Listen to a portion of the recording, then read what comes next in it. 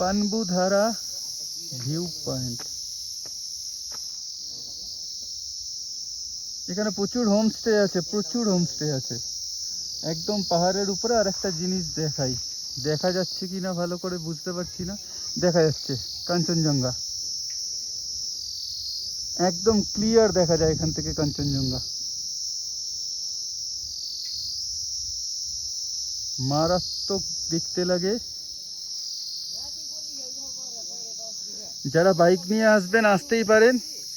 আর একটা জিনিস, মারাত্মক অফরোডিংও আছে। আমি দুবার পড়ে গেছি, কিন্তু চোখ এখান থেকে সরছে না। এখন আবার খানিকটা মেঘ আসছে, মেঘে ঢেকে যাচ্ছে। এই যে কাঞ্চনজঙ্ঘা।